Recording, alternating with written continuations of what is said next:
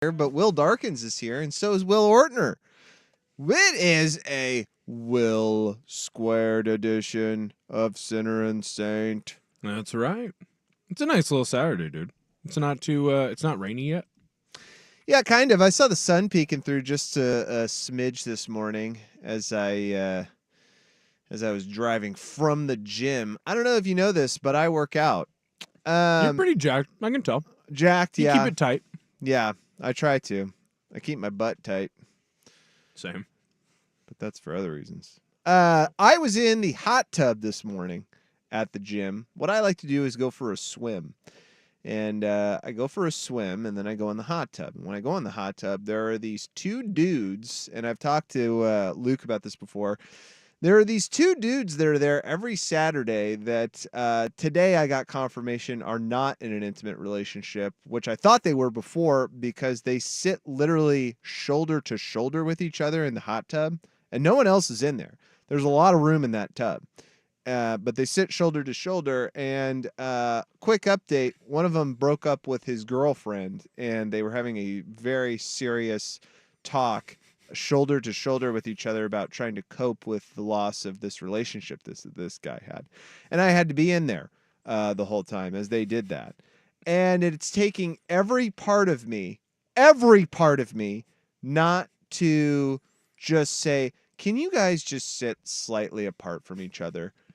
You're a little too friendly right now. It's not a homophobic thing. It's just the thing of like, there's a lot of room. There's no one else in there. There's two dudes as I'm walking up to this tub, and I S you not, shoulder to shoulder, talking to each other, looking at each other like this. Talking about how their girlfriends are leaving Yes. them. I'm actually more offended by the fact that they are talking in public about their girlfriends leaving them. Oh, that's fine with me, but I'm anti that. I don't want to hear. Oh, you don't want to hear that? Like, if we're strangers, Mm-hmm. and I've never met you before, Yeah. and I have to overhear about your sad love life, I Yeah. think that is inappropriate on you. Like, you need to keep that quiet. Like, you can have your conversation with your buddy or your bro, but you can't have it in a shared space. Like, you need to have it, like, if you're at the bar, like, go find your own table. Don't have that conversation at the bar stool. You know what I mean? Yeah. Because then that's just bringing my mood down. Like, I'm not going up there talking about, like, I wish I made more money. I go to the side with my buddies and then, like, I wish I made more money. Or, like, that Hey. girl, she's missing out. She doesn't know what she could have had. Hey, Jim, come right over here. Right over here. Get next to my shoulder. Just I wish I made more money. I whisper it sweetly into their ear.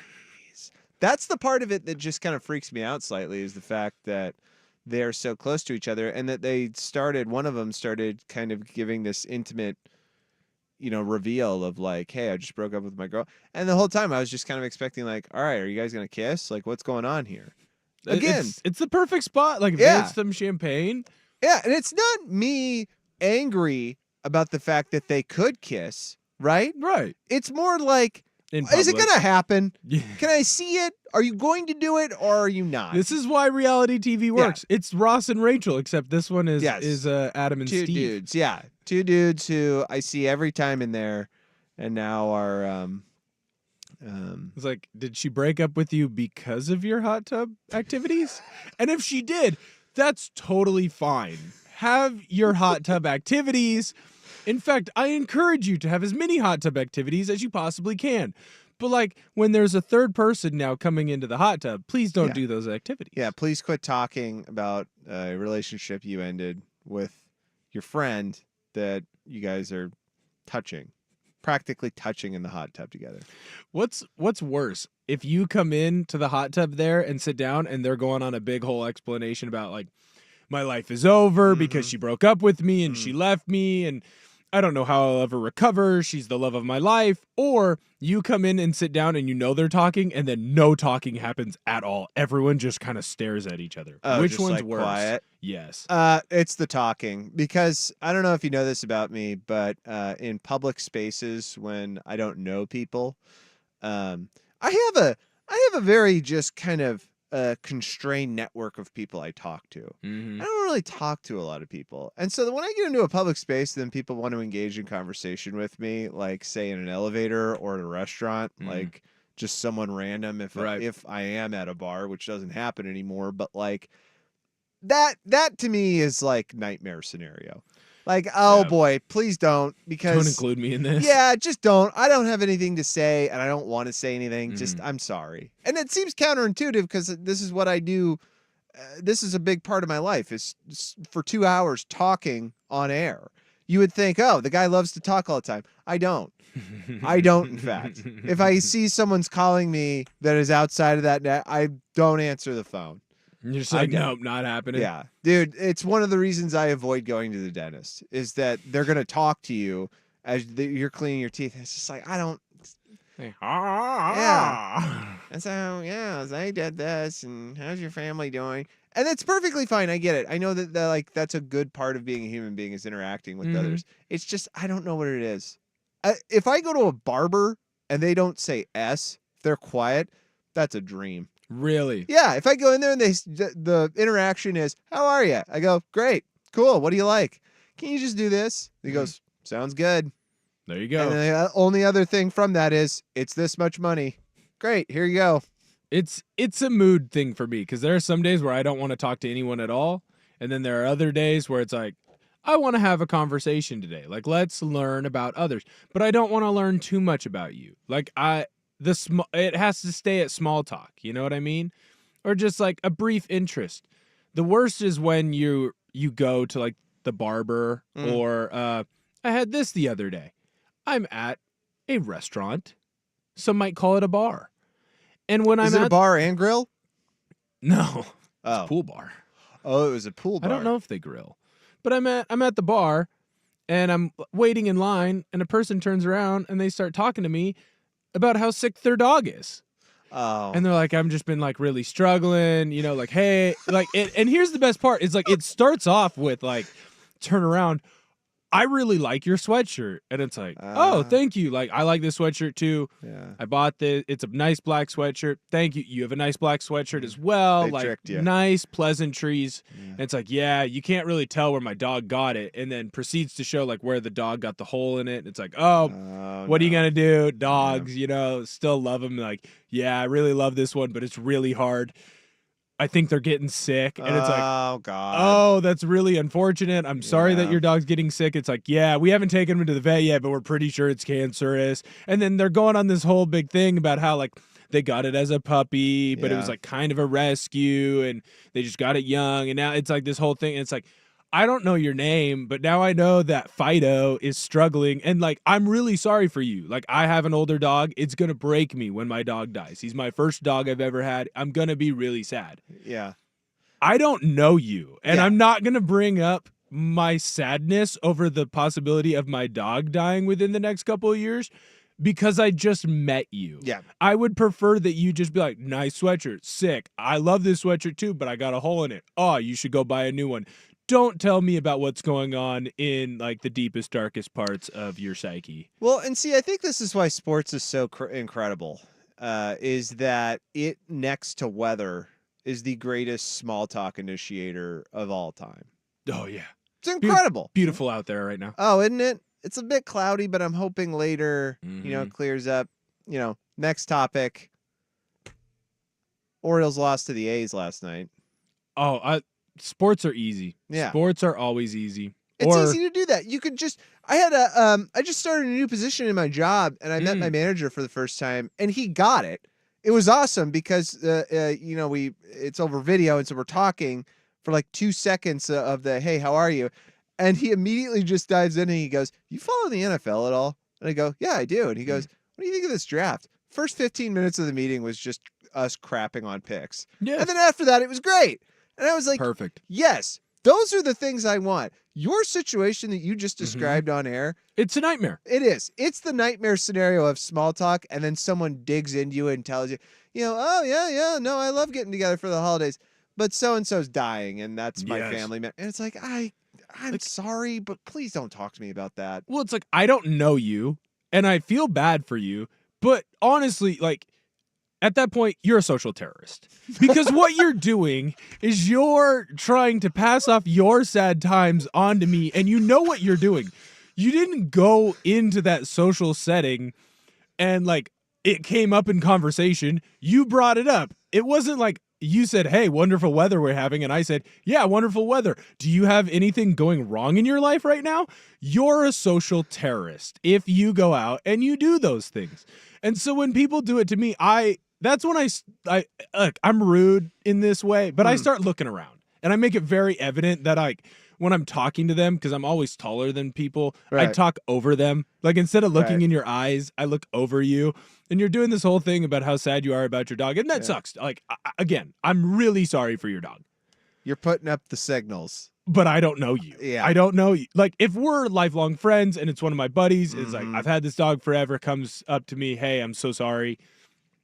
I'm listening. I'm buying you a beer. I'm buying you a drink. We're going to, we'll talk about it. It's not going to be my favorite thing, but at some point, I'm going to have the same issues too. Mm-hmm. I got your back. You're a random person at the bar. I should not hear anything sad about your life. Everything should be positive. Yeah. And I think that will make the world a better place. I do too. But unfortunately, we don't have that much sway. Not No. you and me. We could, though. No, well, Probably not, though. I'm starting to if I just frown whenever I leave the table Yeah. at a restaurant or a bar, whenever I leave my friends, I just kind of frown. Yeah. People leave me alone. Yeah. I'm big enough to where people be like, Oh, yeah, he's angry. Oh. Don't anger him.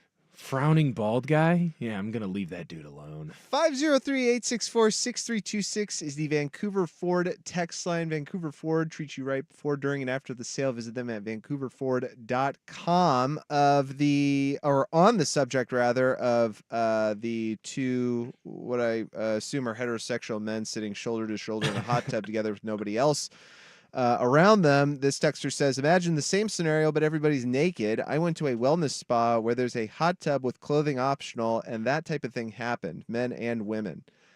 Yeah, I'm probably not getting in there. Probably not. I don't think my wife would like that. I'm guessing. I'm only getting in hot tubs also, by the way, if it's everyone I know in the hot tub is in there. You're right. I'm not getting in with randoms. Oh, I see. So hot you're not tubs are not a random thing for me. Yeah, so you're not a let's get in the hotel hot tub with X, Y, and Z here. With I don't random- know them. Yeah. Unless they're hot. Yeah. If it's clear. You're at that stage right now. Yeah, if they're hot, I'm getting in. Unless I'm bloating, Mhm. if I've hit the wings buffet and Yeah. I've been drinking a lot of beers, probably not getting in general. Right. But if it's not people that I know in the hot tub, I'm not getting in because it's kind of like the elevator, but for a longer period of time Right. where I'm going to be forced to talk to you in some Right. way. And you can't get out after 5 minutes because then it definitely looks like. Then it's obvious. Yeah, I really don't want to be around. Now, can I ask you something about that scenario you put out, right? You said, I will get in a hot tub with a random stranger if they're really attractive. Yeah. That's right? Yeah, if Okay. it's clear he works out or Yeah. she he works or out. she works out. If they work out, yeah. What is the best scenario there of how that ends for you? For me, in my brain or in reality? In Because your there's the Yep. hypothetical. And this is why I bring this up. In they your head, fall you're in love probably with like, me. yeah, you're at the hotel, right? And they're like, Mhm. here's my room key. Let's go up to. Let's do this. I'll tell you right now, it never happens. Not once. Not once. Not once. Never even been close. A wedding is the same way too. You go to the wedding, there's gonna be the hot bridesmaid, Yeah. and you're like, this is gonna be sick. Mm-hmm. We're gonna have a great time. She's gonna be into me. I'm looking good. I fit into the large vest. She's gonna notice it. It's a big vest. And then you turn around at the bar and they're like, hey, how's it going? I got beers. Well, see you later. That might not be a real story Oh, my. from recent memory. Also, from the Vancouver Ford text line, you should try to sit close to them and really find out. I've thought about that, but my social anxieties are so intense that I might vomit if I did that. Ooh, Yeah. that could Just go be sit right fun. next to them. Just it's clear they're in a deep conversation, and you're like, you know what? I got time today. Just go and sit with them. I'm going to just slide in right here. I really like your swim trunks. Oh, is it a cold hot tub? Let's get in together for warmth, like penguins. You guys really into Happy Feet? Anybody work out here? Okay. You guys want to start the bubbles? Yeah. Who's sitting over the jet, guys? Come on. Are you making your own bubbles here? Or we got the bumper going. Okay, so this is the post NFL draft episode of our show because really after this weekend, once the draft's over, we don't really talk about it the next weekend because quite honestly, not a lot happens, or at least not anything immediate happens after like half of day 2, and we're right about there. So there really hasn't been a lot after the first day, Thursday of the draft, but. There was quite a bit that happened in the first round that I have a pick for the worst decision, and I told it to you before the show, and you were kind of like, "What?" Because it's not the one that everybody else is floating out there. I very much viewed another decision as just kind of puzzling. So we'll get into that coming up next. Also, NBA playoffs, we'll cover what's going on there. The Lakers implosion, very expected, but also, D'Lo doing weird stuff on the sidelines, which, I don't Par for the course. I didn't know you could do that as a professional athlete, but I guess you can. I also have a poll question up at Center Saint 1080. What is the worst NFL draft pick of all time, in your opinion? I got 4 choices up there. I'll tease that again before the second hour. We'll probably talk about that top of there. I want to get into baseball a little bit because I want to gripe about my Orioles, and I think you have some bragging to do about your Mariners because I believe they are top of AL West. Top right? of the table. AL West, right? Mm-hmm. Yeah. We're back. That's pretty sweet, dude. I'm hyped. I'm I excited. mean, it's April, but that's pretty sweet. No, stop the count. It's over. Playoffs now. That End the season. seems like a good place to wrap things up. All that and more coming up on a Will Squared edition of The Sinner and the Saint right here on 1080 The Fan. This April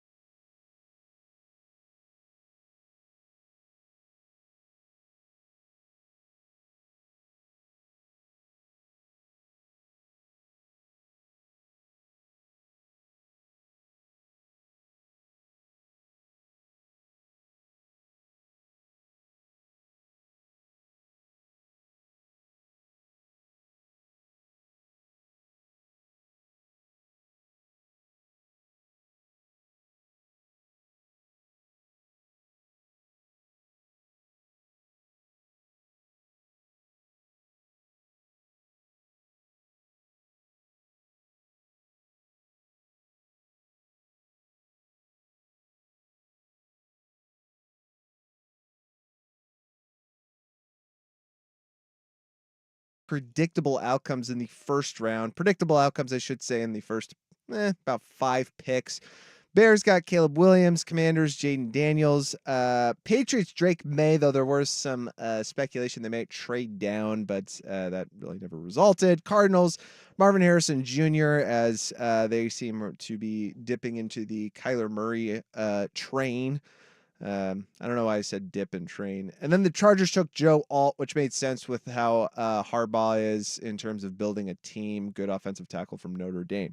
So once we get to the past that, the top 5 starts to get a little funky as you go down because a lot of these teams were kind of counting on quarterbacks to be available, or they attempted to trade up. Now, you go to your number 6 pick of the New York Giants, and there was a lot of rumors that basically they were trying to dump as much as they could on the Patriots and say, like, what can we give you? We want to move up to 3. We want to get, whoever would have been available. I mean, at that time, it would have been Drake May, but, who knows, I guess. 7, not as J.C. Latham from Alabama. That's fine for the Titans. They seem like they're gonna. I actually really like that pick. Yeah, it's a good pick, and he's it seems a like mauler. It fits the team. Although Vrabel's gone, so that's kind of weird. Right. But. It seems like they're gonna give it a go with Levis and see what they got there. Okay, so here's the pick where everybody kind of lost their ass. It is the Falcons at 8 picking Michael Penix Jr. Now, the reason everybody got so up in arms about this was the fact that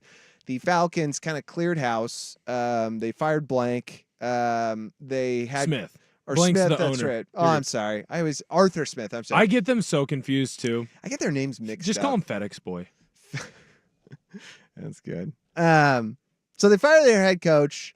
They have this season that is kind of odd in that, they play in a horrible division. So you didn't quite understand how awful they really were. But there's talent on that team, and it's very young. They were just kind of rudderless in a way. Mm-hmm. They didn't really have a solution at quarterback. And so that is heading into the offseason. That was kind of their, okay, let's address this. Right. And they did that.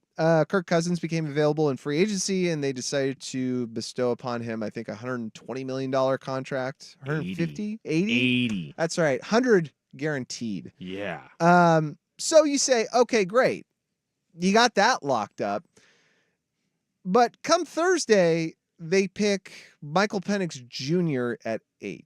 And Penix, in all irony, kind of has the same issue their current quarterback has, which is he gets hurt a lot. A lot. Kirk Cousins, you would assume, since he's 35, about to be 36, coming off an Achilles, probably won't be as durable as he has been in the past. Once you get an Achilles injury, things kind of start to slide, especially at that age. Mm-hmm. 35 is a good marker in any professional sport where it's like, it's not going to get better. Mm-hmm. Kirk Cousins is very good, but he's probably not going to get better. This is what you got. And so that Achilles injury is going to add to it. Now, all those factors put into one is why I said to myself, that's really not that bad of a pick, because I think people think of the fact that they got Kirk Cousins and paid him that much money as like, okay, well, that's where you're leveraging your future for 5 to, let's just throw out 7 years, because people apparently can play till they're 40, 41 now in the NFL. But he is a bridge quarterback because that team is so friggin' young and has so many young parts. He is a bridge quarterback. Did you have to pay too much for him? Yeah. But what team is not paying an insane amount of money for any quarterback right now? Unless you're the Pittsburgh Steelers. And you're only not paying an insane amount because Denver's doing it. Yeah, because they're paying for the most part. Right. But here's my thing with that. Like, if you're looking at Kirk Cousins and you're saying, well, he's coming off an Achilles tear. He's going to be 36 this next year. Let's say best case scenario, he plays the full 4 years and he's awesome, right? And then you're going to have to move on. If you were really worried about the Achilles and you were like, hey, we don't think he's going to be this guy, then don't sign him, or don't sign him for that much money. Go and sign one of the other free agents, or do a big deep dive on this draft and find the player that you love. Like, if Michael Penix is the player that you love, That's perfectly fine. You shouldn't spend this amount of money on Kirk Cousins. Or if what you're thinking is, hey, we're going to go get Kirk Cousins. We're going to guarantee him, because I think the first 2 years of his contract are guaranteed. It's like $100 million, right? You're going to go out. You're going to guarantee that money. You're going to give it to Kirk Cousins. And then you want to have your next quarterback learn underneath him. The move would be to then go get J.J. McCarthy or try and trade up to go get Drake May, because they're younger. Like when you look at Penix is 24 now. He'll be 25. If Kirk Cousins plays for 2 years, and I know that's a big if, but let's say he plays for 2 years, right? 2 quality years. 2 quality years. That's also what you're assuming here. Right. Let's say he plays for 2 quality years. Michael Penix doesn't have his first real start or real season as your quarterback until he's 27. So when he's going through your growing pains and all that other stuff that everybody else did younger, he's now going through them at 27. By the time he's 3 years into the league and you're like, wow, he really is like, he's a quality starter. We really like him. He's 30. So if that was the move that you wanted to go with, it doesn't make sense, because you should go and get a younger quarterback. If your move is, hey, we like Michael Penix, we've fallen in love, because I think that's clearly what happened. Their GM went out, they watched him work out, they watched him train, they watched the film, and they said, Michael Penix, like, I'm in love with Michael Penix, starstruck, this is our guy. Then there's no reason to sign Kirk Cousins. And I know it happened probably later on, like you signed Kirk Cousins, then you fell in love with Michael Penix. But with Michael Penix, at the age that he's in, you almost have to start him right away and just be like, you got to figure it out now. You're old enough to where you should be able to figure this out in our system with our coaches. And if you can't figure it out, we then have to pivot and go young again. Because if Kirk Cousins is hurt and Michael Penix doesn't work out, you're pivoting again anyways. So you might as well go get for young. another X amount of years. You might as well go young, because it almost feels like you're trying to have half foot in one branch, half foot in the other. Yeah. And it just doesn't make sense. Well, I mean, look, Penix is cheap right now because he was a number 8 pick, and whatever bonus you pay him is kind of peanuts to what your overall roster cap is. So I mean, there's that to it. I think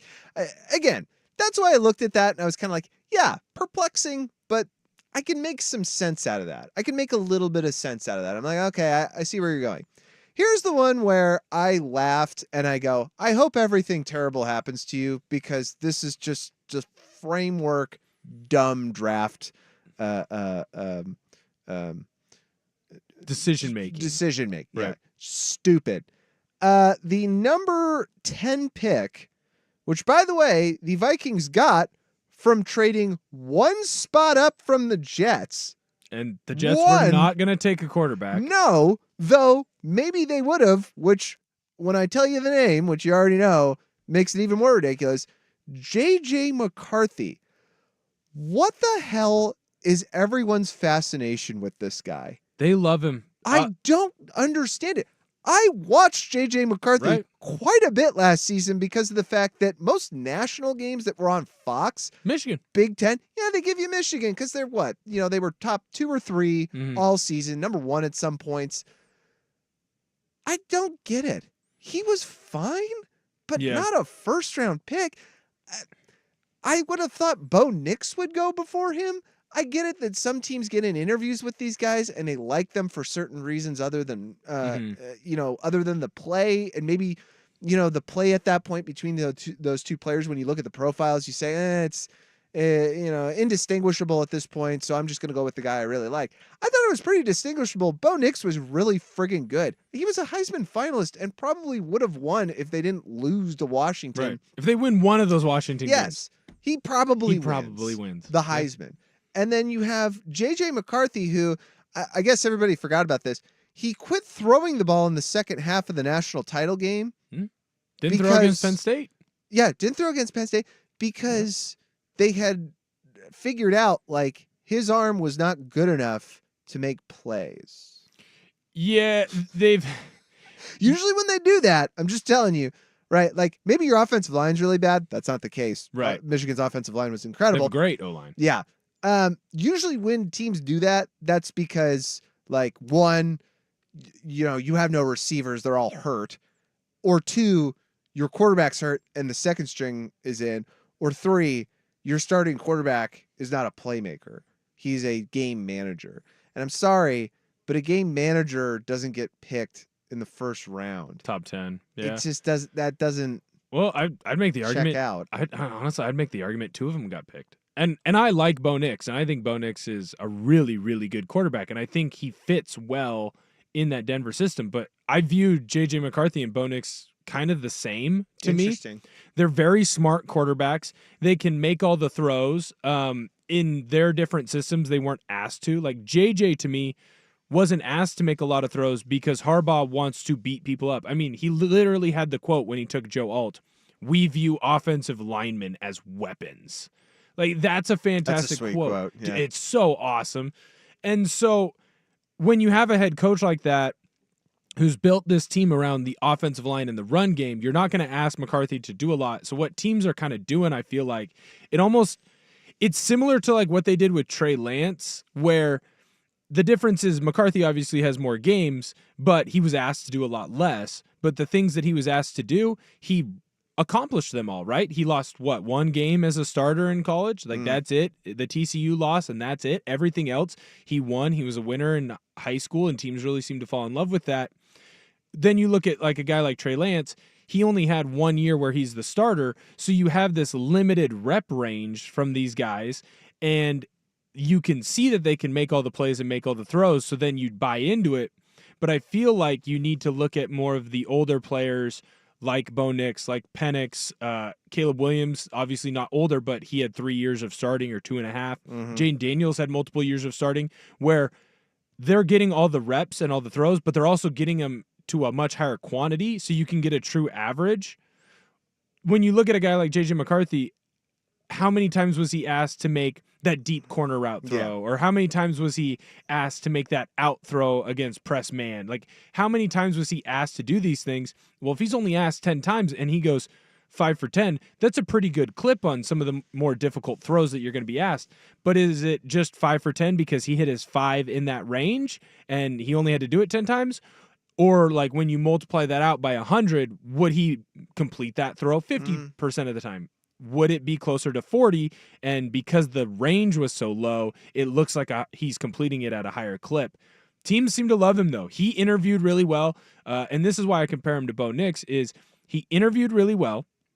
You know he's unselfish, and what he cares about is winning. That's what both of those two guys are. They want to go out and win football games, and they're willing to do what their team needs them to do to win. If that means handing the ball off more, they're going to do that. If that means completing short passes more, they're going to do that. If it means taking the deep shot when it's available, they're going to do that.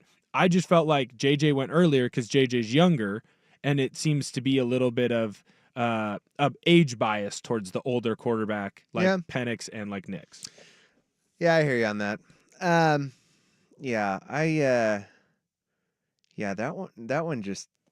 one got to me. I don't know why. They love him. I know, but I watched that guy play football. I watched that guy play football all year, and I realized it only yesterday or Thursday. I only realized it yesterday where I was like, oh my gosh, I watched a lot of Michigan games just because it was on. Yeah. Well, because no good games aren't at 9, and they always play the big nooner. The nooner. All right.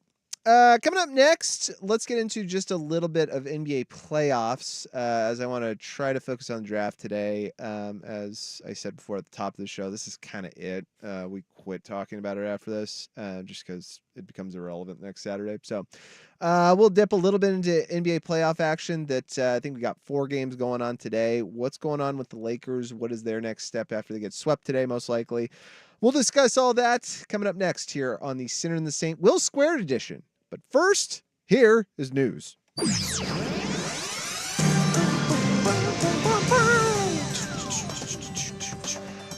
The Broncos just selected Troy Franklin, not just, but this morning in the 4th round, they selected Troy Franklin with the 2nd pick of the 4th round. That reunites him and Bo Nix. I actually really like that pick. There were some mocks that had Troy going as high as, pick number 32. I like what Troy Franklin can do, and he gets to that stage now where everyone after the first 20 or so picks are kind of all the same. Yeah. You're just looking for a specific fit. Why not take your new young quarterback, find his best and favorite target from college, pair him together, and see what you can get out of him in the pro level? Oh, yeah, I forgot the Patriots also got Jalen Polk. They've had a good draft. It's not bad. Yeah, It's almost like maybe Bill was a little too old. Yeah, it's almost like Bill Belichick's not there anymore. They're not. They would have traded up to draft Purcell, the guy the 49ers got. Oh, that's right. Yeah, well, I don't know. That's why they get hired there. More sports scores and stories in 30 minutes. Will Darkness from the 1080 The Fan Sports Desk. Listen live or on demand. The Fans app. Or no, the Odyssey app. Fans desktop player. Tell your smart speaker to play 1080 The Fan. eBay Motors is here for the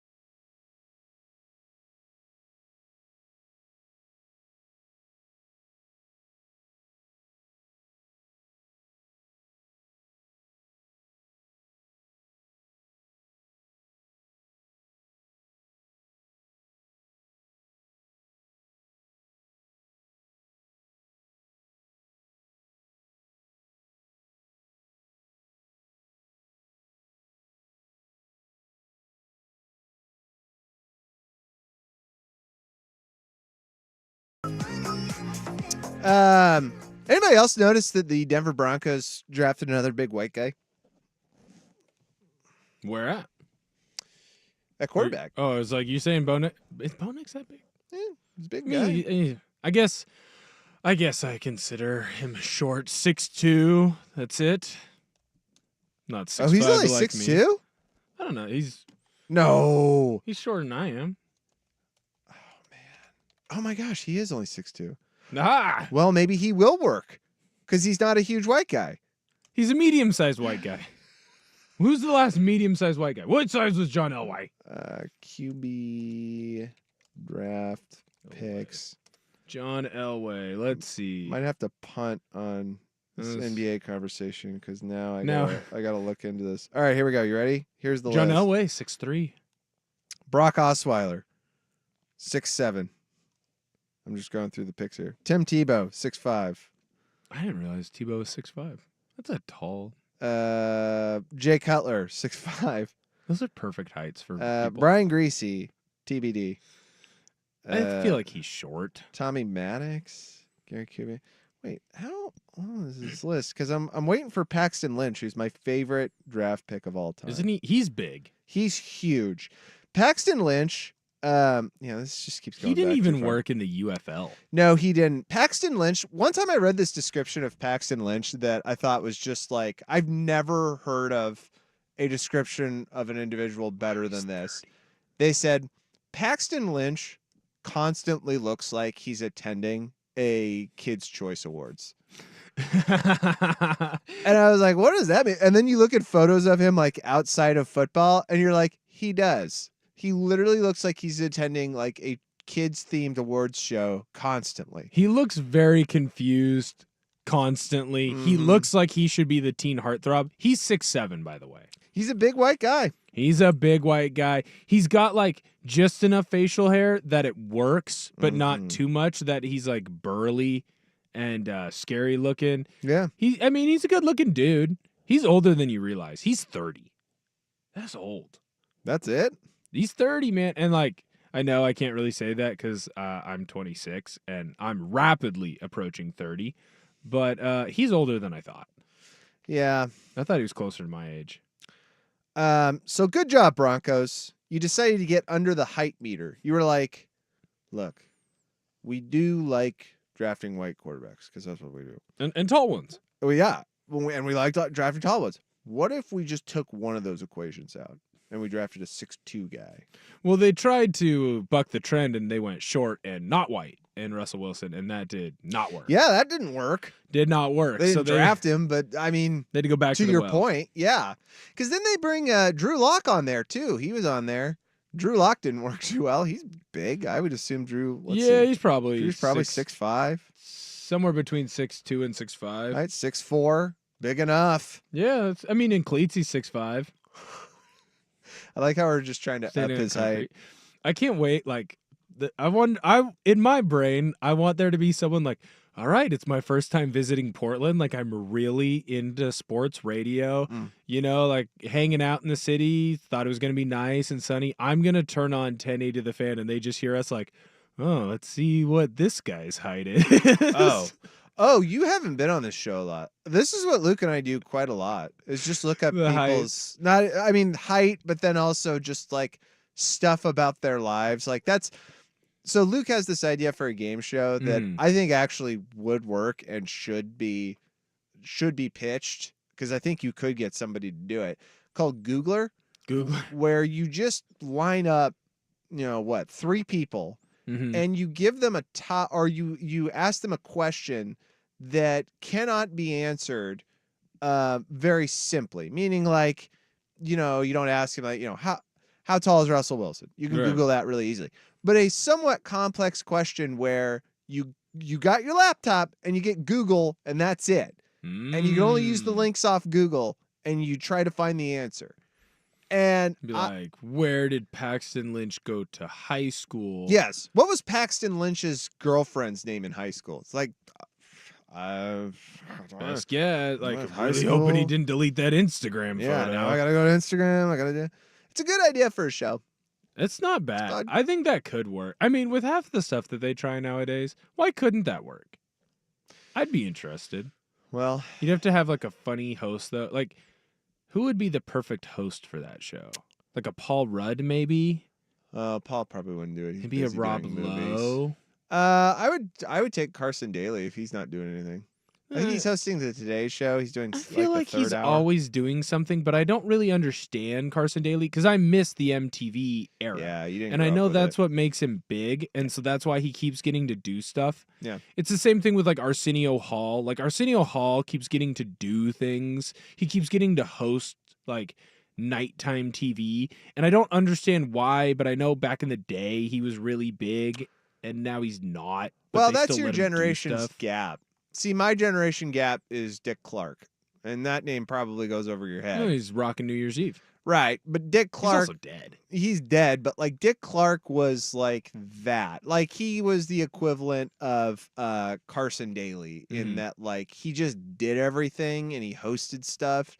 But like for my age, I was like, I don't get it. Like I've seen clips of it, and I'm just like, he just seems like a regular news guy. He's who not. does- He's not funny. He's not Yeah. interesting. He's not smarter than everyone. No. He's just like, it's like cool. Yeah. He's that dude. I wonder. That's Carson Daly. I wonder if Mario Lopez is getting into that range for the generation below me or like the younger Gen Zers. Because like Yeah. I'm technically Gen Z, but I'm the oldest Gen Z you have. Right, but Mario Lopez is hot.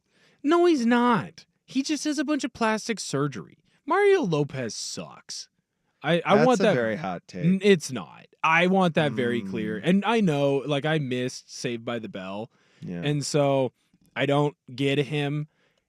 But Mario Lopez sucks. Okay, he doesn't so- do anything. He just shows up. It's like Dick Clark's rocking New Year's Eve with Ryan Seacrest. And for play-by-play on the field, Mario Lopez. And he's just like, who are you going to kiss tonight? It's like, Mario, leave go to us Mario. alone.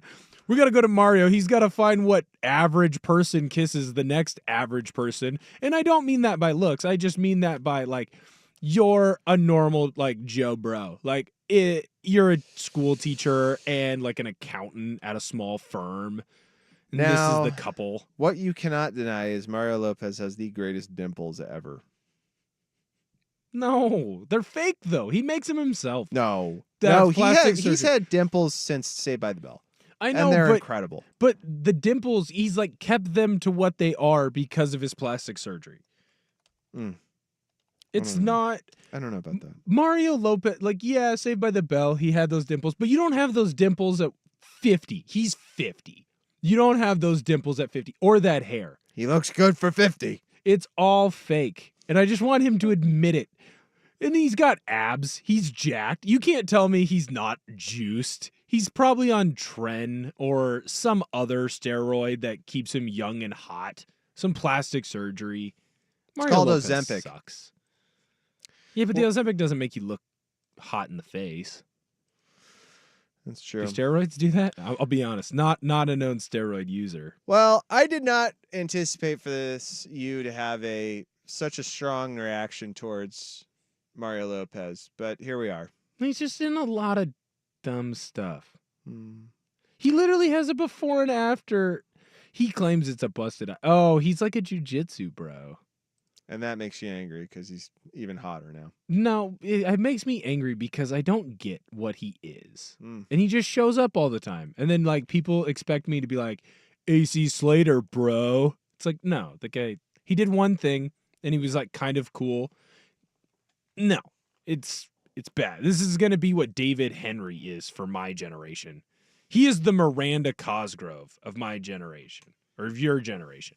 Miranda Cosgrove had, like, one TV show where she was like, She was iCarly, you SOB. hey, dude, I loved iCarly. She's a national treasure. And she was big. Actually, I'm wrong. You know who it is? Josh Peck is going to be Mario Lopez. Josh Peck of Drake and Josh, because he's now, like, doing all the influencer stuff. Same guy. All right. When he's 50, my children will be like, why is Josh Peck famous? And I'll be like, well, he was on a show that was like Yeah. kind of cool when I was a kid, and then he just Yeah, hung he around. did this show with this pedophile. He hung around. All right, coming up next is Good versus Evil here on the Sinner and the Saint Will Square Edition on 1080 The Fan.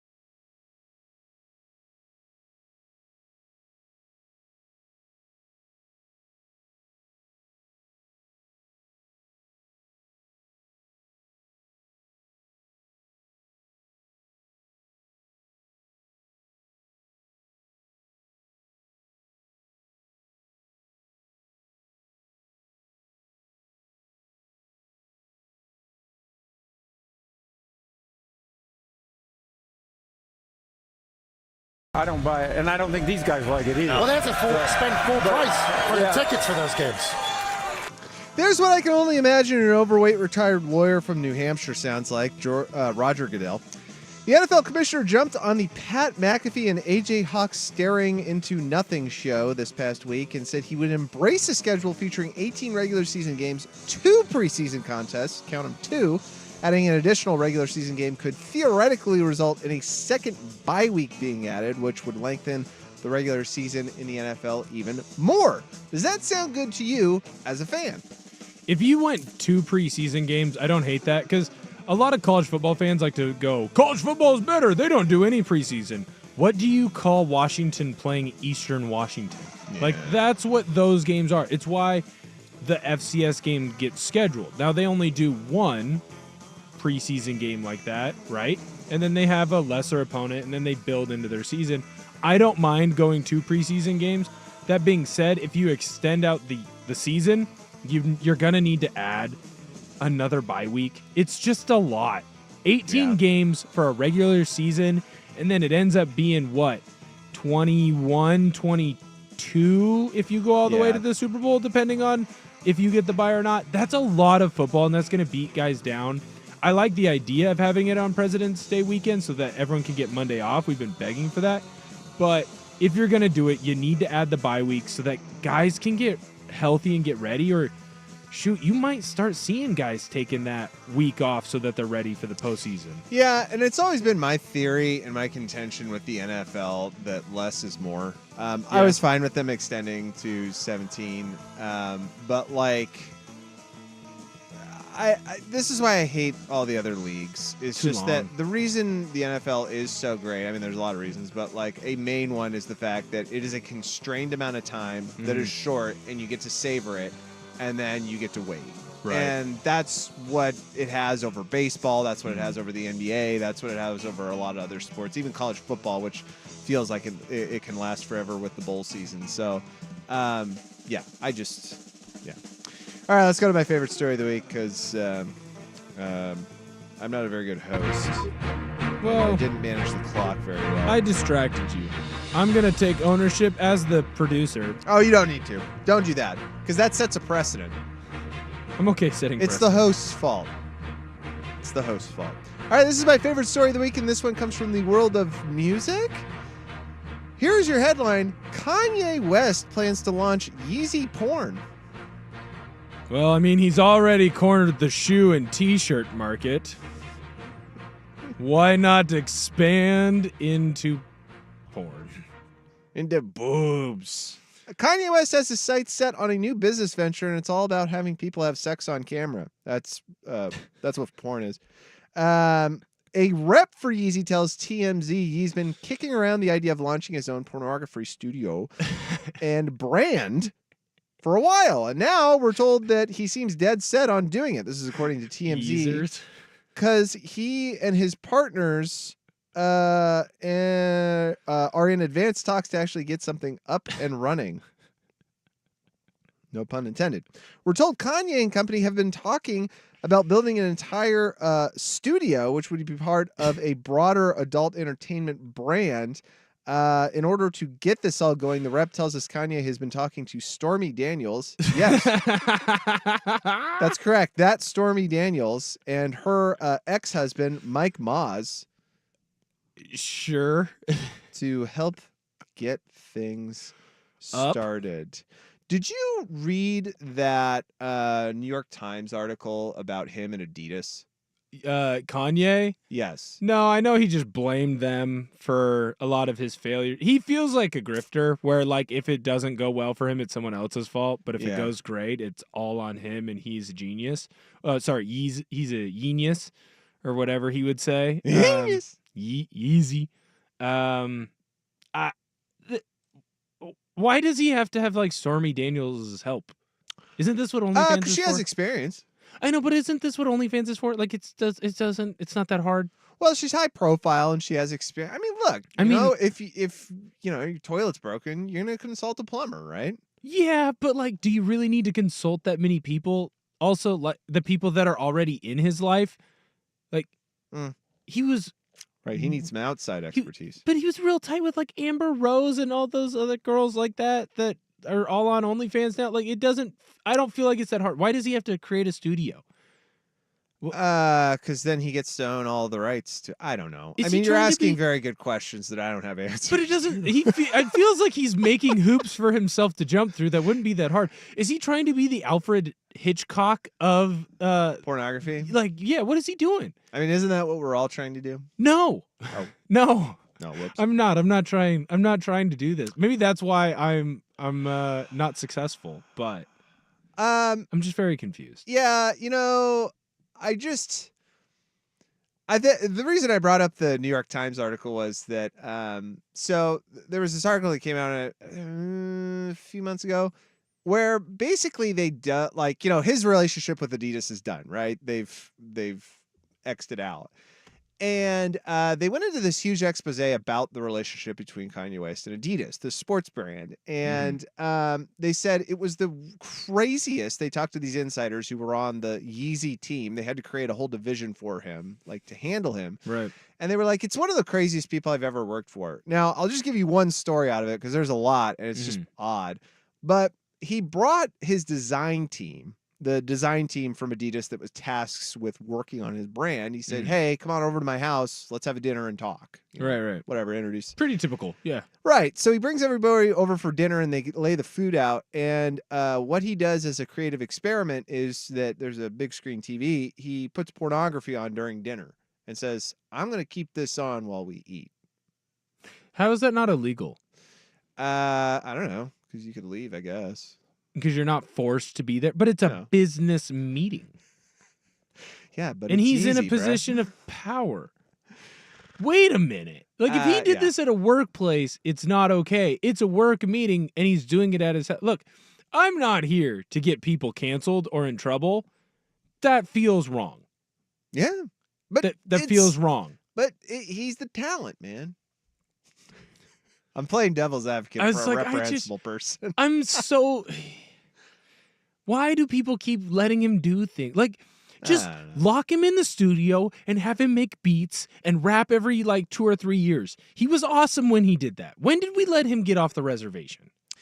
I think it's when he didn't address his bipolar disorder. He was one of my favorite artists, and now he's an insane person. Yeah. He was probably an insane person back then. Yeah. Just didn't come out yet. Yeah, no. Well, and the problem is too, like I'm on Twitter and Snapchat, and so like all of the like the dirt mail spots, like Daily Mail and all that other stuff. It's every other day. It's him and his wife or partner, whatever her name is, and she never has any clothing on. And they're like, "Look, they're taking a stroll through the park," and she's like, "It's fashion." Yeah, I've seen those too. Like, no, they're children. There are children there. Like, you can have your fashion at the red carpet. You're at Esther Short Park right now. You can't wear that in public. But she can. I know. That makes me a dirtball. I'm trying to silence her and her fashion. And then he's like in a full jumpsuit. Well, let's see. I got my bingo card here. Rant about Mario Lopez. Check. Yeah. Anti women expressing themselves. Check. No. That's what I got on In you front today. of I think I'm gonna hit the trifecta. I don't know what the third one is. Racist remark? That's not coming. That's not coming. Tell you that right now. That one is not coming. Something vaguely anti-Semitic? Am I gonna get that? Or? I can't wait for someone to tune into just this part and be like, "What is Will saying?" Oh, they know. All three listeners know. They know. They know. They know this is the segment you tune out. Good versus Evil is brought to you by 808 Hawaiian Restaurant. Go to their restaurant. They make good food. You find them over at ate-oh-ate.com. I memorized that. Dude, it's a great little ad read. Coming up in hour 2, I have a poll on Twitter that I thought was well constructed. I guess we'll find out. A little bit more baseball talk, and we'll kind of wrap things up with the draft with some local guys and go from there. It's all ahead here in hour 2 of the Sinner and the Saint, Will Squared edition here on 1080 The Fan.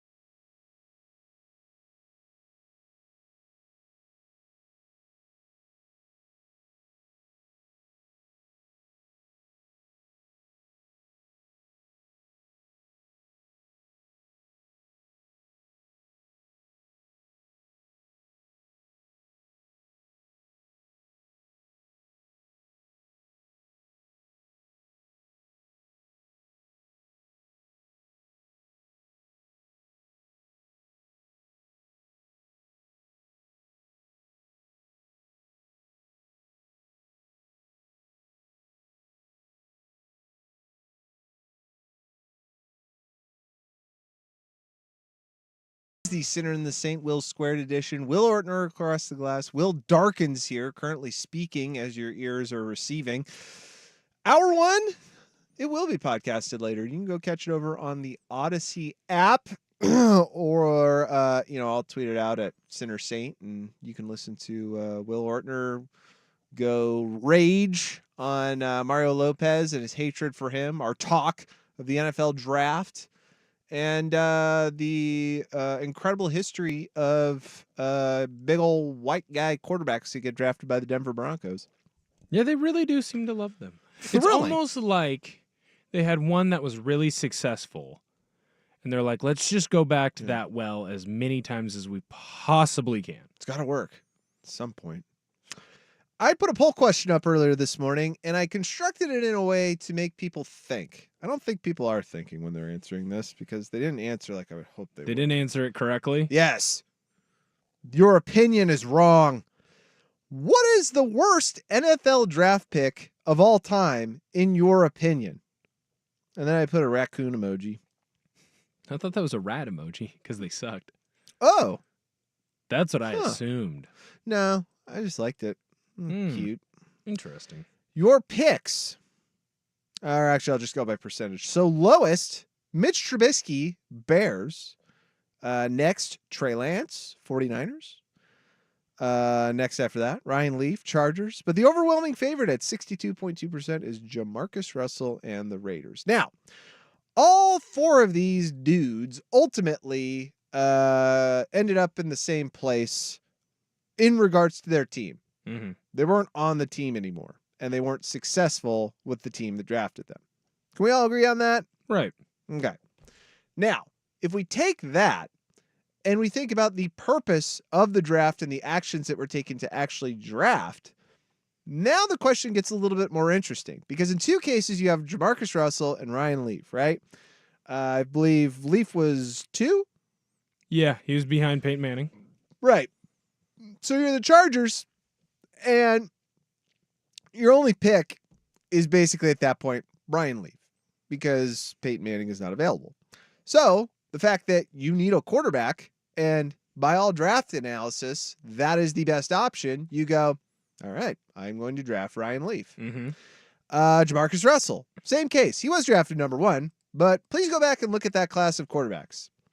You will see that not many of them were very successful, and that probably, in hindsight, was an even pick. I'm sure you can dig up somebody who had a semi-Hall of Fame career, but look, we're not all Tom Brady and Brock Purdy here, all right? Right. Doesn't end up like that. So then the next two teams, you have the 49ers and Bears. The 49ers traded a lot of stuff to move up and get Trey Lance, who even at the time, people scratched their head and went, oh, you mean that guy that doesn't play Division I that only played a half of a season? Yeah. That's weird. And then Mitch Trubisky, who the Bears traded up, I believe, to the second spot to go get. They moved up to get him, and then the part that makes it bad is Mahomes was drafted after. Yes. So the question kind of nails down a philosophy of how drafting is thought of, which is it worse to swing when you really have no other options or swing when you have something to lose? That's why I kind of have reframed how I think about those draft picks. Sure, those players, Jamarcus Russell and Ryan Leaf, ended up being disastrous failures who, in their private lives, it turned out, They had some issues. yeah, had issues that probably contributed to them not succeeding in the NFL, that and most likely some other factors. But then you have two other teams where they knowingly leverage their future to go get those players. Now, you brought up a good one in Bryce Young, who I left off of this poll because it's kind of TDB at this point. Or Right. TBD, sorry. There's still plenty of there's time. He could be good. Yeah, he could be, right? Plenty of time. We saw this with Jared Goff in his first season with the Rams and Jeff Fisher. He, including myself, labeled him as a bust. Then you get Sean McVay in there. McVay turns him into a sneaky MVP pick. Right. He gets crapped on again, goes to Detroit, becomes one of the best quarterbacks last season, and now looks to have a very stable and long career in Detroit. So, again, Bryce Young, I'm holding out, want to see what happens. Plenty of time. But if that doesn't work out, that's an even more disastrous situation because of the fact that you gave the Bears pretty much Caleb Williams. And you gave the Bears pretty much draft capital for the next 3 years and a good receiver. And, you suck and your owner is weird. Yes, and he takes other men's hats off. Yeah. Vancouver 4 text line 503-864-6326. I get Johnny Manziel. No, Johnny Manziel was a reach. The thing about Johnny Manziel was they knew going into it he wasn't going to be that good. He was small, he was undersized, he was really good because he was one of the first quarterbacks that could move like that and throw. And I know that there are examples of quarterbacks before him, obviously, that could move and could throw. Michael Vick. But they couldn't move and throw like he could, and they had built a system at Texas A&M around him in that spread offense, in that because the OC over there is Kingsbury. So Kingsbury is a Leach disciple, and at that Texas A&M team, you had better players than what Leach ever had. At that point, they hadn't really figured out the air raid and how to stop it. Johnny Manziel was just lighting people up. I mean, there are stories about how Nick Saban, he had recruits come to Alabama, defensive linebackers and safeties come to Alabama, and when the kids saw the linebackers and safeties that were already there, they said, whoa, I'm going to have to put on 30, 40 pounds to play linebacker? Like, I don't know that I'm going to play until I'm a junior. And Saban was like, no. The league and football is going to move towards guys being like Johnny Manziel, like Marcus Mariota, that can move and aren't just sitting in the pocket.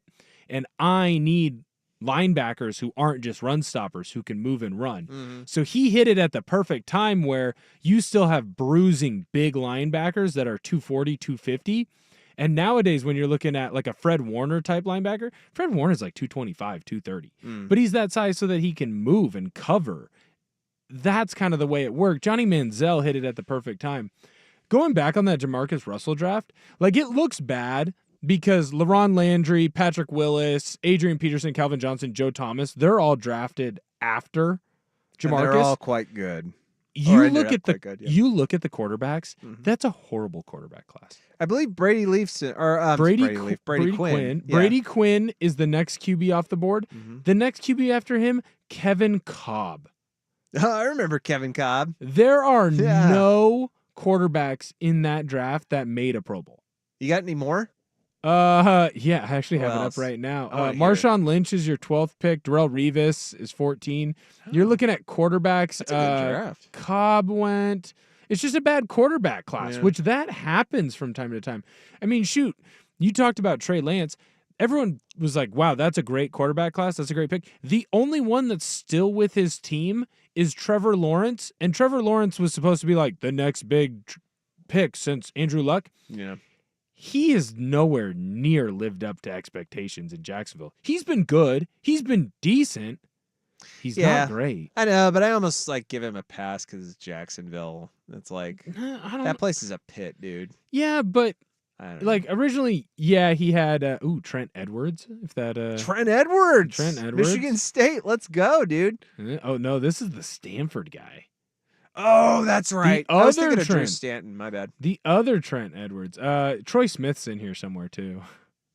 He's like a Troy Smith. Yeah, he's like he got drafted to the Ravens. Yeah, they took 2 quarterbacks. How weird.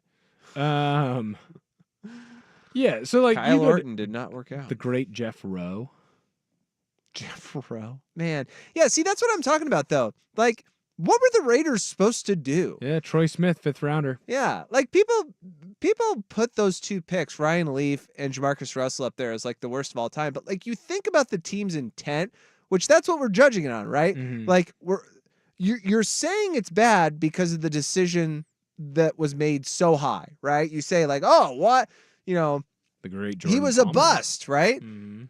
Okay.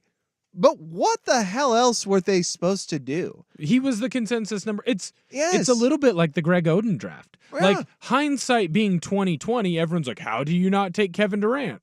Well, at the time, everyone was talking about Greg Oden as a can't miss prospect. He was the best player in the draft. He dominated that year at Ohio State with a broken hand. with a broken hand. He was shooting with the wrong hand. He was awesome. And back then you had to play through the post, and he was a big, and he was in a position of need, and he was going to be dominant. And then he gets hurt, and so you can go back and look at it. I am in agreement with, I think Trey Lance is the worst one.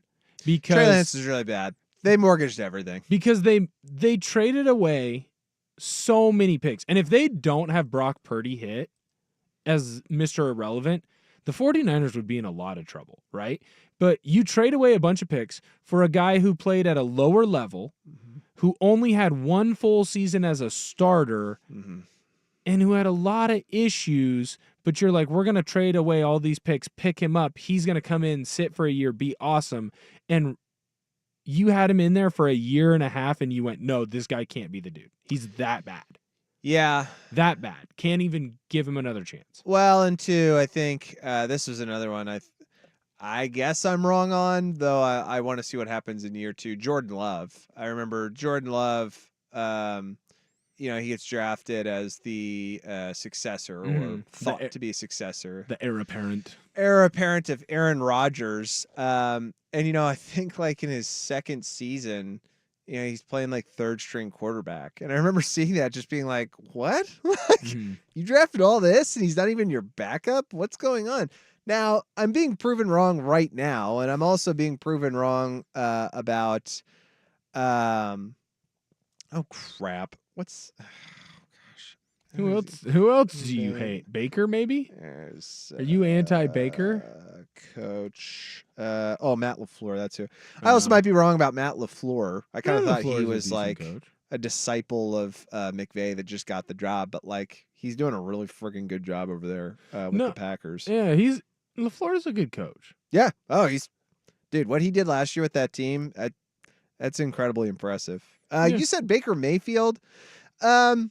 Yeah, you could, but Baker's had kind of a reclamation thing, and quite honestly, Baker was pretty good at Cleveland. He really was. I don't he know wasn't why they great, moved on. Yeah, but he wasn't a complete bust. He got them to the playoffs. He was hurt quite a bit. So Baker, it's like, yeah, you could make an argument, but like he ended up all right. He's fine. I mean, he's more than fine. He got an extension. He's on a team that likes him. Yeah, could be worse. It could be worse. All right, coming up next, let us dip into a little baseball. I want to hear an update from you about the Mariners, if you have one. If you don't, that's okay. I can just rage about the Orioles, and I'll give you an Orioles update. What do you say? I'm excited. All that coming up next here on a Will Squared edition of the Sinner and the Saints on 1080 The Fan.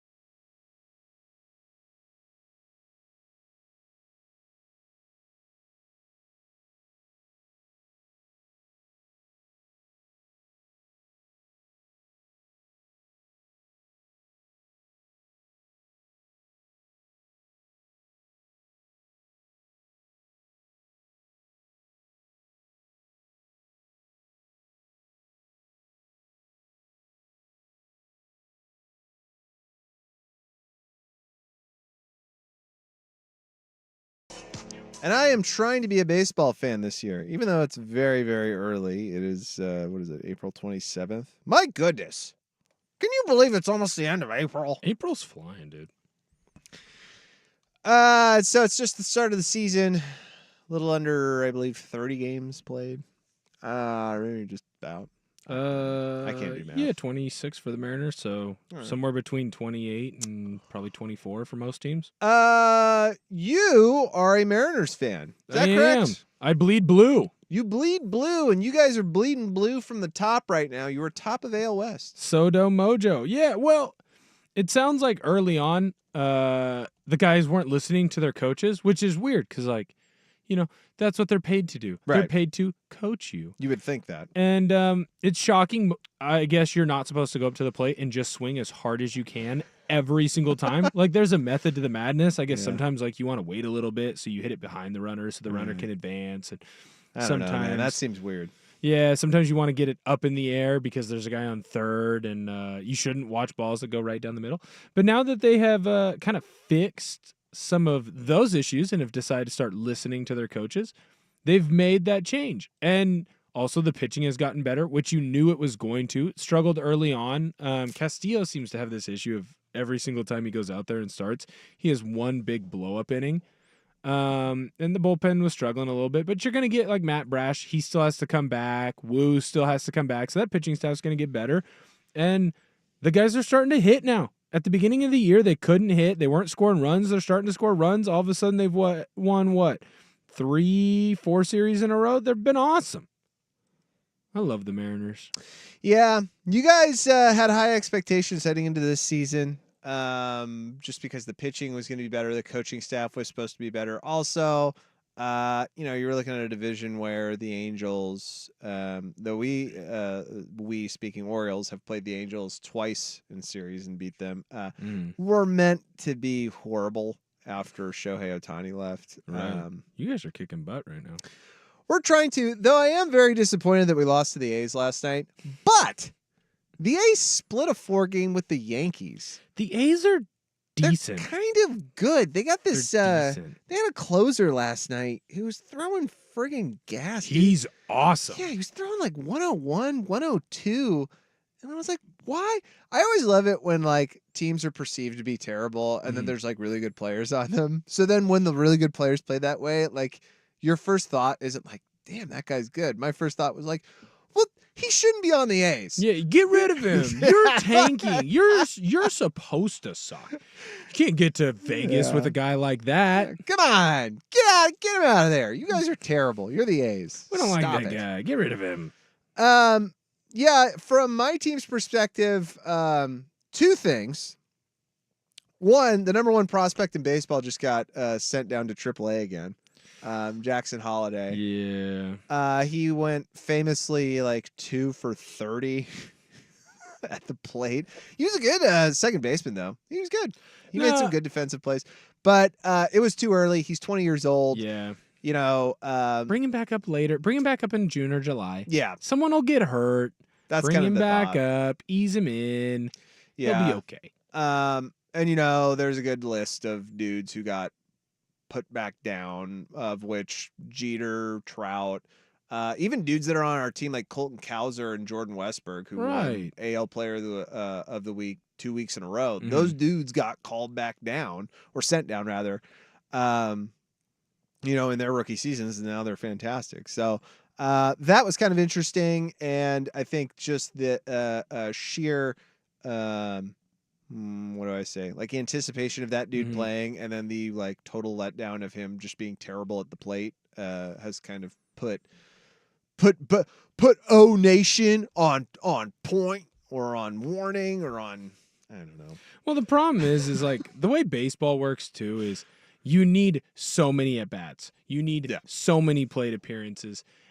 And nowadays, for whatever reason, and you could call this, a lot of people blame it on social media, but there's like an expectation that the minute you get called up or the minute you get drafted, you should be the best version of yourself. And it's just not going to happen. Like you're telling me that the Holiday kid didn't have nerves because he's finally getting called up. Everyone is expecting him to be the greatest thing ever. His dad was in the majors. He has all this stuff to live up to, and he doesn't get a hit right away. So then all of a sudden now he feels a little bit more pressure, and then he doesn't get a hit the next day and gets more pressure and more pressure and more pressure, and it just builds and builds and builds. It's like, send him down. He'll be okay. He'll get his confidence back. He'll come back up, and he'll be good. And you know what? And if he isn't, that's fine. He'll make a lot of money. He'll be okay. Yeah, I mean he'll. And again, I want to point out he was good at second base. He was a very good defensive player. Yeah. Like, so there was that part of it where you were just kind of like, okay, like he'll figure out hitting, but like that's really great that he's playing a difficult position already incredibly well. So that part of it, I was like, all right, well that's cool. I mean, he'll learn how to hit at some point. I don't know. When you guys are good and you're young, and it's not like your division is that strong. Like there was a long time. Well, there was a long time where the AL East was, you were getting 2 to 3 teams into the playoffs every year. The Yankees are good this year. You guys are good.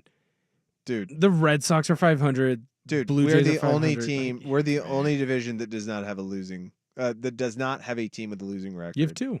Oh, really? Oh, because the Blue Jays lost last night. Blue Jays lost and Tampa lost. And Tampa lost. There was a good. You don't have week. a cellar dweller. Yeah, we don't. Like everybody's pretty good except for the Blue Jays. You don't have your Chicago White Sox. Oh my god, it's Ri- really bad, dude. Yeah, dude. Well, but that's because they're trying to lose. Reinsdorf, and this is just because I listen to a lot of Chicago-based sports media people. Yeah.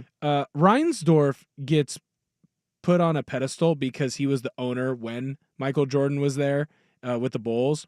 And then he got a couple surprise, really good years with the White Sox and even won a title. But when you really look at him and his longevity as an owner, that guy sucks. He just wants money. Yeah. Yeah. I mean, look, man. Oh, gosh. I'm watching J.J. McCarthy put on a Vikings hat. Ooh. I didn't see that one coming. That poor kid. Yeah, I mean, look, baseball, from all I've been following of it so far, so much of it is about consistency, and so much of it is about like having a steady hand. And the more and more I'm looking at teams where before I had no context of like why teams were good or bad, the more and more I'm like, oh, that's why the Mets suck. Their owners suck. Yeah, because their ownership and their general management is just like, well, we have all this money now, just spend it. Yeah, we'll just throw money at whoever we can, and hopefully it works out. Or you have the opposite, the Oakland A's, where we are going to spend no money and make hundreds of thousands, if not millions of dollars, but then cry poor to get what we want and trade everyone away so that no one shows up. So then we can say no one shows up. So then we get to go to the city that we want to be in. Dog, I hope they stay in Sacramento. How hilarious would that get be? stuck in Modesto. They just get stranded. Like Vegas is like, you know what? We're good. How awesome would that be? It'd be so fun. Vegas was like, you know what? Actually, we'll take the Tigers. Yeah. You know what? Let's expand. We'll take an expansion team. We'll take it. They get stuck in Sacramento, and then And they're like, wait, Utah, do you want to? No. and then they We'll look do an at Portland, and it turns into like last call at the bar, where like neither party is like super thrilled about it, but then gosh. it's just like, I guess. Trust me, the dummies around here would be just pumped up about a baseball team coming here. I'd buy into it. I'm not gonna lie. Like the idea, even if it's in like in a bad location, the idea of getting to sit outside and watch baseball, even if the team is garbage, even if the owner is garbage, I'd be all for it. I just want everybody to understand that, or the Oregon, and we'll break here, but the Oregon legislature, They're not gonna do it. they're not very good at spending money effectively on things. And I know that the whole idea, right, is that, oh, you have all these private donors that are going to come and buy the team. You have to build infrastructure around a team. Yeah. And I don't trust our state, and I don't trust our politicians to know how to spend money. But what about all correctly. the bars that are by the Moda Center? What about all the nightlife? Yeah, That's I where don't- everyone goes and hangs out. I don't trust them. Not one frigging bit. And I I will tell you, I politically swing the predominant way. I still don't trust those people. All right, coming up next, let's just do one little sweeperoo around the draft and look at some local dudes that got picked up, and then we're just gonna put a bow on this thing. That is all coming up next year on the Sinner and the Saint Will Squared edition here on 1080 The Fan. But first, here is some news.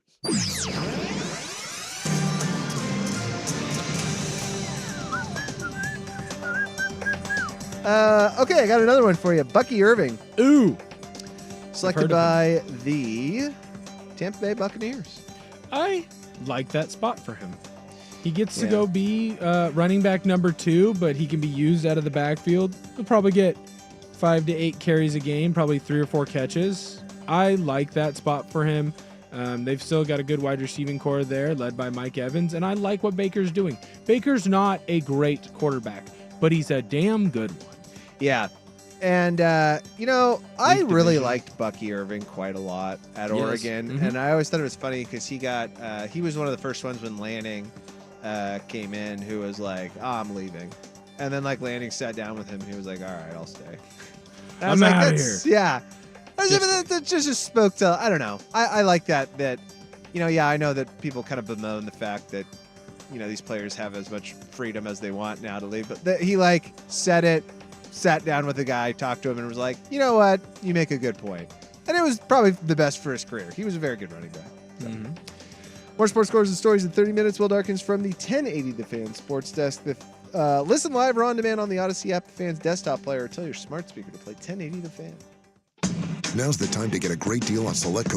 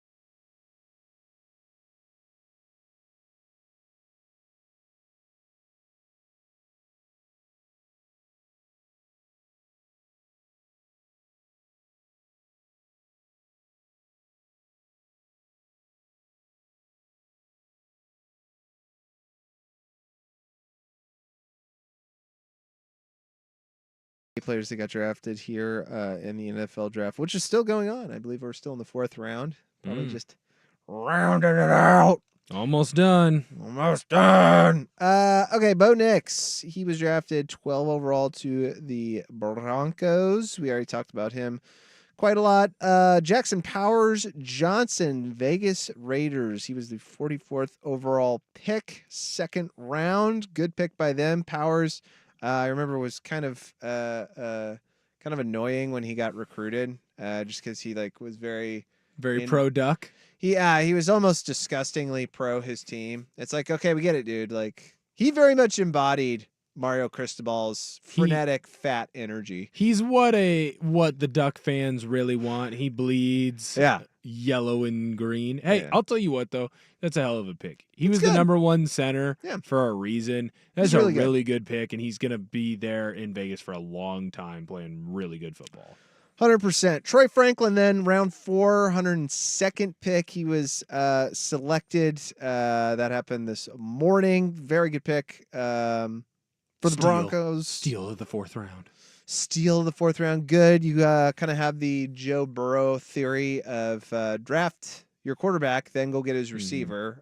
He'll have an easier time. Well, they need receivers out there too in Denver. Like, everyone tried to say that Sutton and Judy were like these great wide receivers. Yeah. They were not good. No. Like, I remember when Russell Wilson got traded to Denver, everyone was like, he's getting a wide receiver upgrade. And then you see him out there with Judy and Sutton, and you're like, no, it's a very big downgrade from Tyler Lockett and DK Metcalf, who are great receivers, but they're not the number 1 duo in the NFL. They're not even close. I don't even think, like, as good as I think DK is, he's not a top 10 guy, but he's a really damn good wide receiver.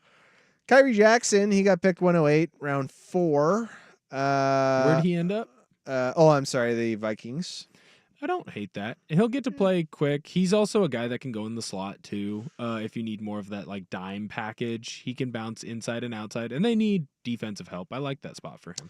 Brandon Dorlus, Falcons, round 4, 109. He picked Evan Williams, also round 4. A lot of round 4 guys here. Yeah, and I like those spots for Williams and Dorlus, specifically Dorlus. Like, when Atlanta was at their best, they had Grady Jarrett there who could play that 3 technique, that D tackle. He's Jarrett. Big and strong, and he was able to not only rush the passer but also play the run. That's what Dorlus is.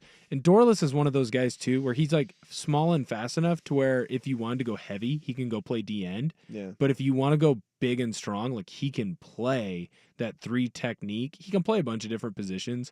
And the way that the NFL is working nowadays, you have to be able to do that. It's very rare that you go and get the Vince Wilfork who just plays the nose guard. Like, you need a guy who can play a bunch of spots. And I thought Dorlus was really smart, saying, like, I am going to keep my body and keep my physique in a way that I can play a bunch of different positions and not try and pigeonhole myself into one. And then finally, rounding out the Ducks so far, Bucky Irving, round 4 again. Tampa Bay Buccaneers, we kind of covered that. Good pick for them. Mm-hmm. Bucky will do well, I think. I don't know. You never know how any of these guys are going to do. But his skill set fits what they kind of need in Tampa. Like, the running back over there last year, that's the white kid, right? That's his last name. White kid?